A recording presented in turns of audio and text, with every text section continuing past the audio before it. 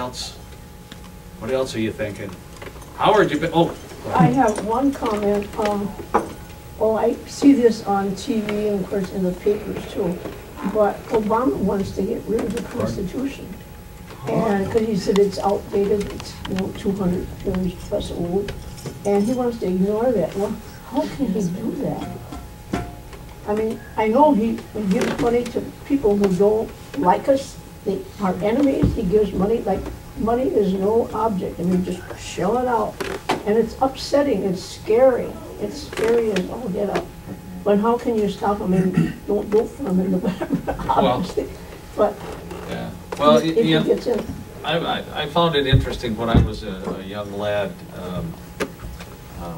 My father showed me, what freedom was all about. And when you're held captive and you're put in an area and you can't move, you can't go anywhere. So that's what the loss of freedom is all about. You can't move without telling somebody. You can't go anywhere on your own. And we just have to work with good groups that are coming up.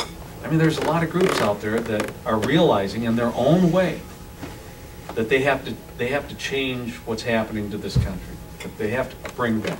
One of those groups is the Tea Party group. They've been very vocal, saying, "Hey, don't tread on me. Let's live by the Constitution." And there's others out there. And we have to rally together.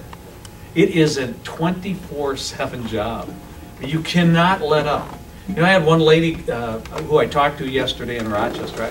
I had 12 one-on-ones with delegates in Rochester.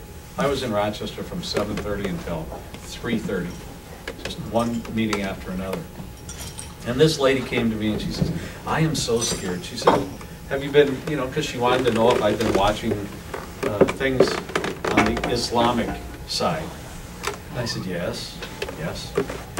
And she said, "And then have you been watching things about what the socialists are trying to do?" I said, "Yes, I have." And she said, "Think about that." And she's quite the expert. She said, "Think about what's happening here. You have one running this way and you have one running this way, and they think they're going to take over America. And we have to stop it. Because sooner or later, one's going to eat the other one, and then they're going to have that control. And so we have to stand up strong. I mean, we cannot let anyone trounce on our rights and our Constitution. But when you have a congressman that sides with folks like the EPA to control our rights, to control such things as dust, as Greg talks about, that is just, it's wrong. We know it's wrong, and we have to stand up strong and fight that. It takes a lot of energy. It takes a lot of money. It takes helping fund candidates like myself to make sure that we get beat to Washington. And it's after you get that candidate to Washington, after you get your candidate to the city council or the township board or the county board, don't do what we've done in the past. You have to stay with them. That's what happened. We were so busy living the good life, making a good job through the housing boom, and all of a sudden that candidate got to Washington or got on the county board. Kind of forgot about how they got there because we were so busy making the living that we put so much trust in the person that we never checked back in. And that person never checked back in with us, and they went awry.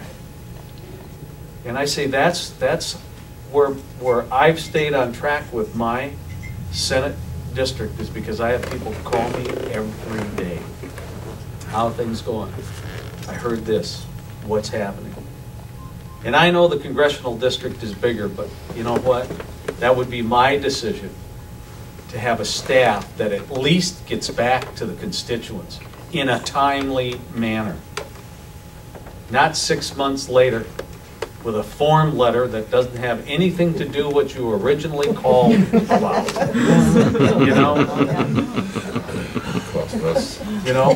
So you have to stay with that candidate.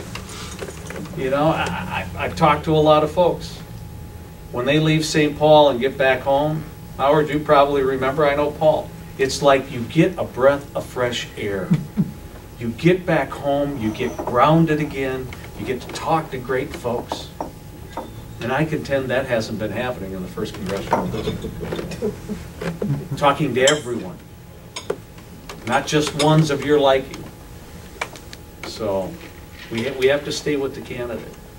Once you get that candidate elected, I believe it's your responsibility to hold the feet to the fire. What else we got? Paul?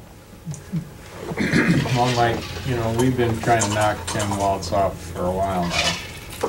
And this is not the first campaign I've seen try to muster the resources it's going to take to get this job done. I want to hear more about your plan. You're a media guy, and you're not going to be able to knock on every door in the 1st District. It's just not possible. You're going to have to utilize the media effectively to get this job done. Tell me how you're going to do that. Well, you know, like you say, I've grown up in the media. First and foremost, you have to raise the funds. You've got to have the funds to do the media. And that's why every place I go, I ask everyone to dig deep and donate to the campaign, because that's what it's going to take.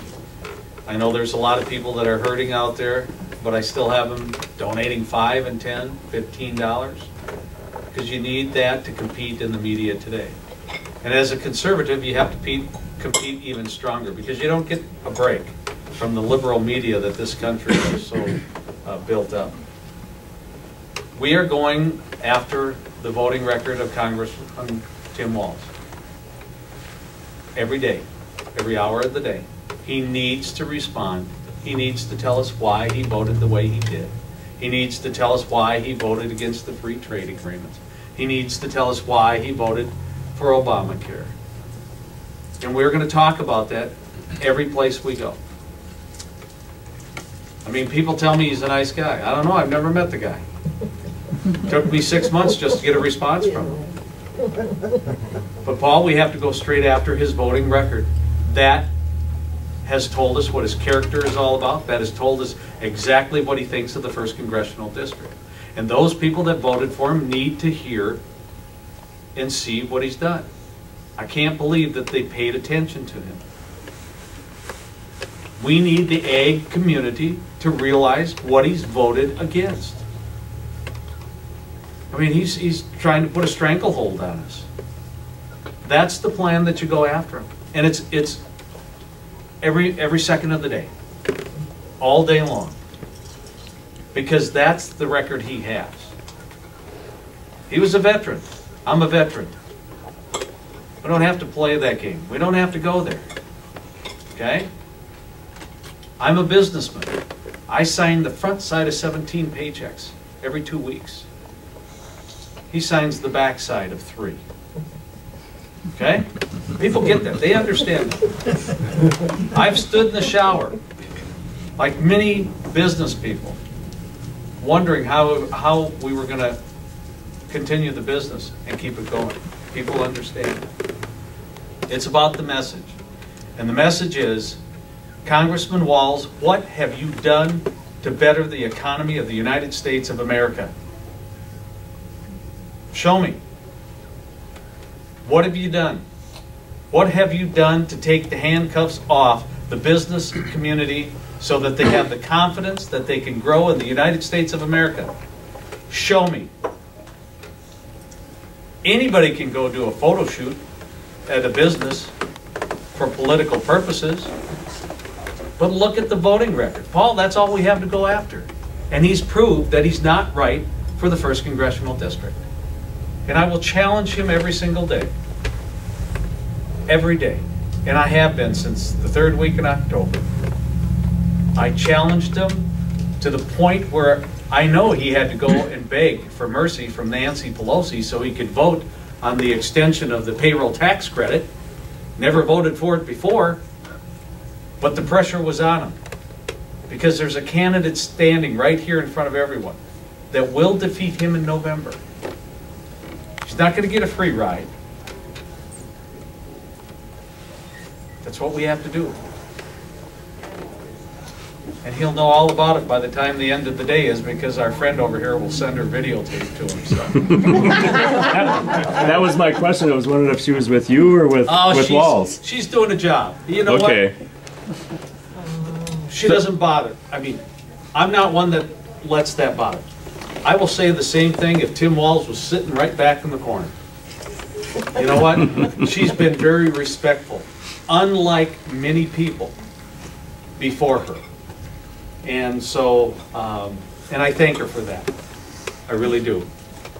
So she was a young gal out of college who couldn't find a job. And now she has.